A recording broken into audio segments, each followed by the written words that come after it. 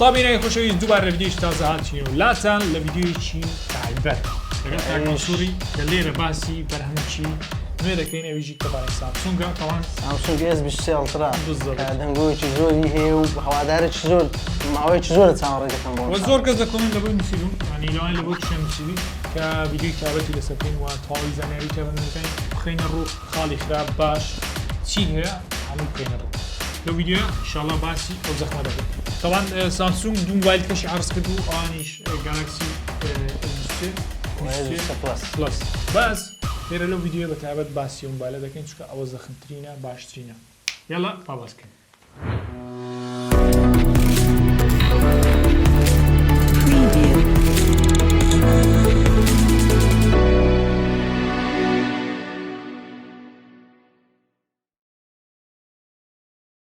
اگر ئێستا بینە سەر باسی دیزایانی ئەم مۆبایلە ئەگەر خۆشت بینیت بەزانام لە ئەلکترۆمۆل ڤیدیۆیەک کردە بوو لە ڕووی دیزاینەوە هەمان دیزایانی گەلاکسی S22 ساڵی پاری هەیە شتێکی وا بەڕێی من نەگۆڕاوە پێم ینی لە مەسەرەی دیزاینەکەی وە کوڕی خۆم ینی شکلەکەی نەگۆڕە دیزاینەکەی زۆر جوانە ینی بەڕاستی گالاکسی 22 ئەلتراش دیزاینەکەی بەدر بەس نەگۆڕینی دیزاین ینی بەو شێوەی کە وەدەکا کارگەری لە سەفرۆشە بێت چونکە دائیمەن کڕیار چاوی لەوەیە گۆڕانکارێکی گەورە بکرێت بزەب هەر بەکارهێنەرەی سامسونگ بچی ئەپلی نینە دائیمەن قەشمەری بە مثلەن بە بەکارهێنانی بەس کامێری تۆزە گەورەتر دەکات بەس ئەوجاریان دەبین لە سامسونگ گۆشتمە ینی دووبارە دەیڵێمەوە دیزایانی گالاکسی S22 ئەلترا دیزاینێکی جوانەوەی پێشوو بەس لێرە کە گۆڕانکاریمان نییە بەڕاستی بە نقطەچی باش نەبین وەلەو ئەو تەنیشتانی تۆزێک تەختری کردو لە چاو S22 ئەلترا چونکە ویشمان هەلایە دواتر لە ڤیدیۆشتر دێنە بەراوردی نێوان هەردوو مۆبایلیش ئینشەڵڵا ینی تام بڵێم دیزاینەکەی باشە بەس دەبوو سامسونگ تۆزە گۆڕانکاری ڕۆنماکەشی تۆزێک تەختر کردووە ڕۆنماکەشی بەقوترە یەکەم جارە ئەو جۆرە شاشەیەمان هەبی کە مەسەلەن پارێزراوی بە گۆرەلا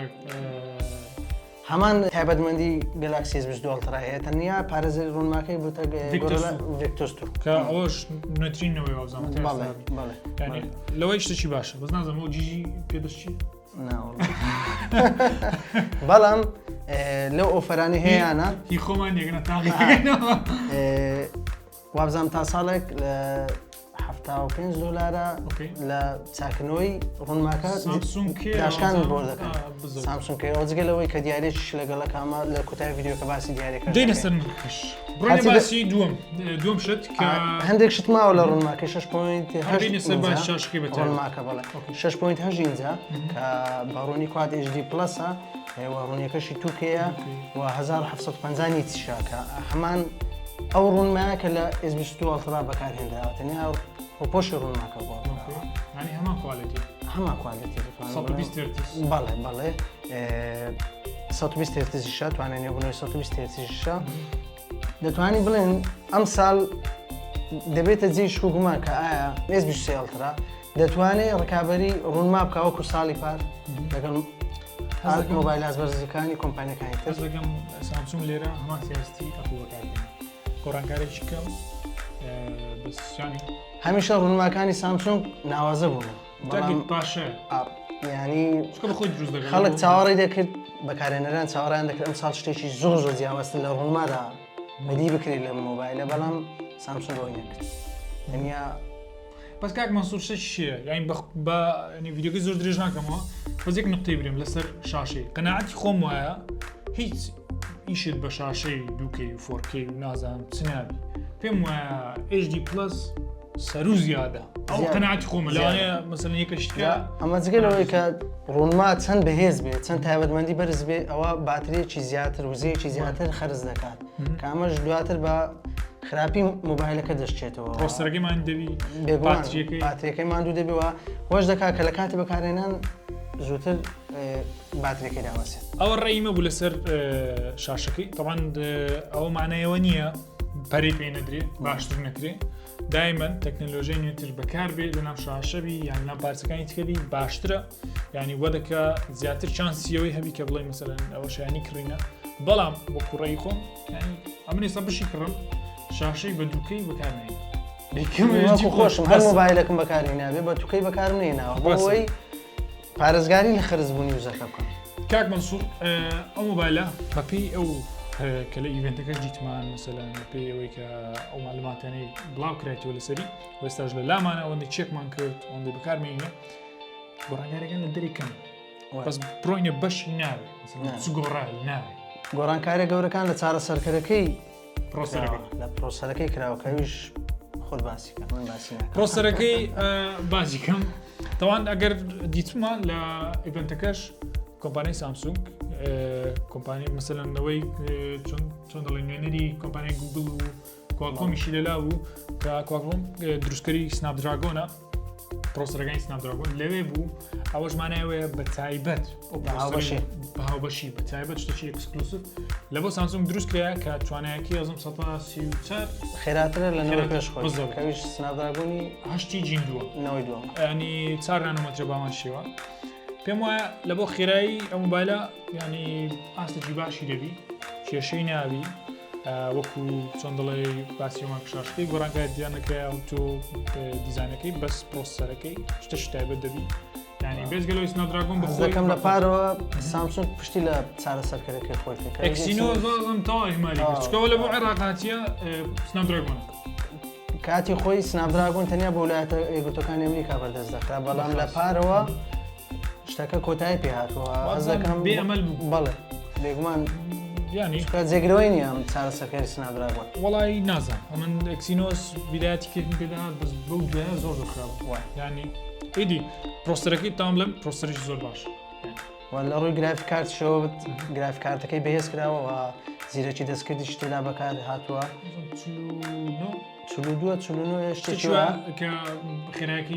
باش زەمان لەبەرەوەی تاکید نینە چکە ڤیدیۆگەی زۆر بەسەری دەگەین یان کاتێکی زۆر کەمما هەیە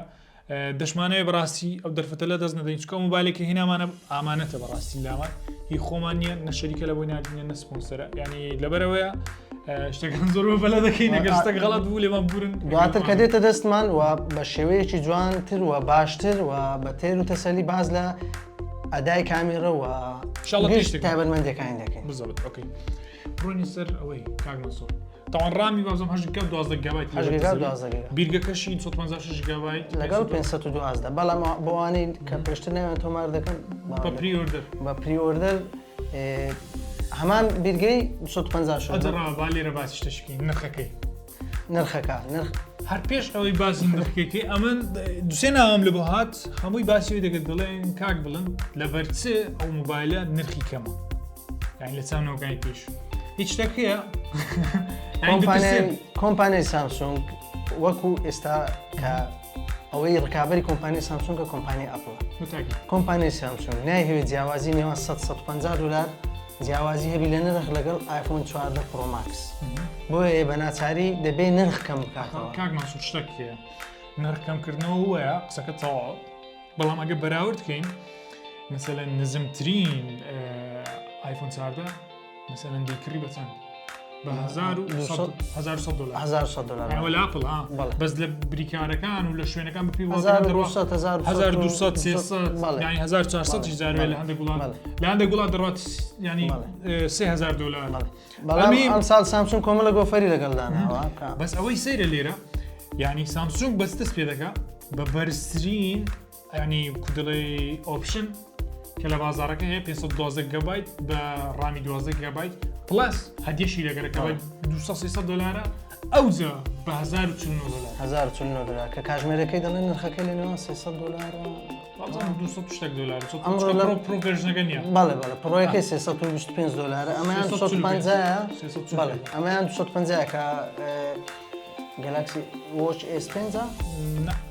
گالاکسی وۆچ 5 تەمام ینی ئەو ئۆفەرەی لەگەڵە مەسەلەن ها ساعاتەکە چێە لە باتی نرخی مەسەلەن 156 گیگابایتی بە نرخی 156 گیگابایتی پلس ئەو ئۆفەرە کە ساعاتەکەیە ئەوجا ئەم مۆبایلەن حساب بۆ پێکە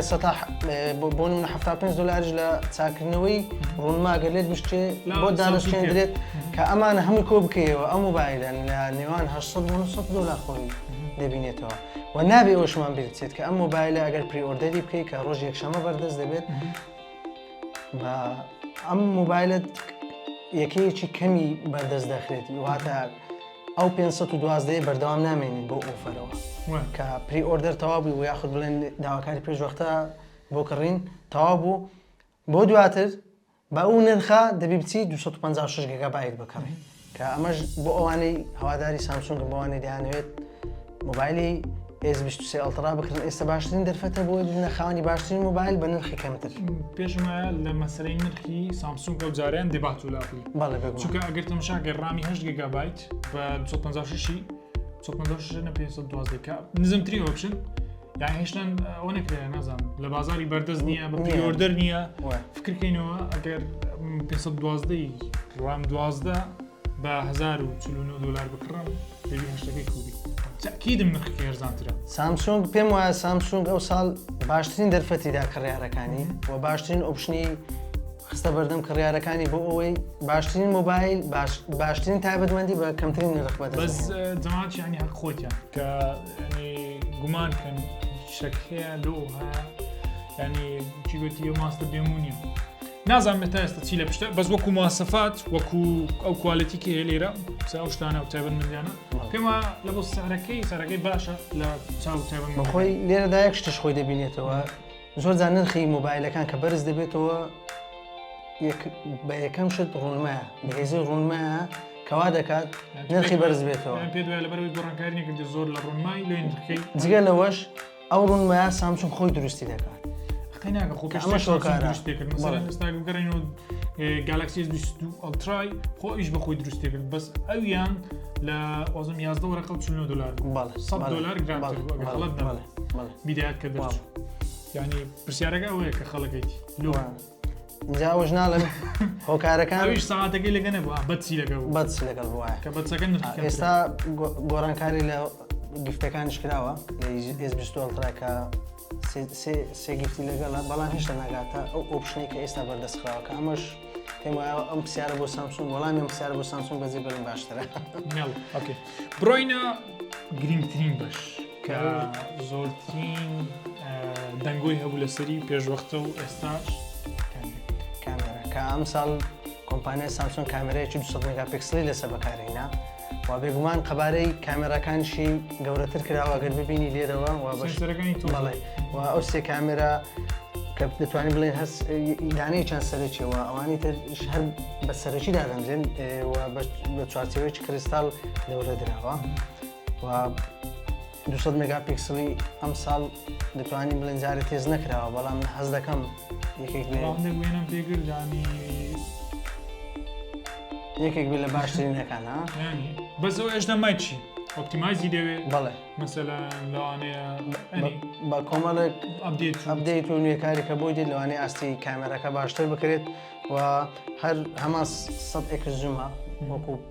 100 زوومەکەش دەڵێن زۆر باش بە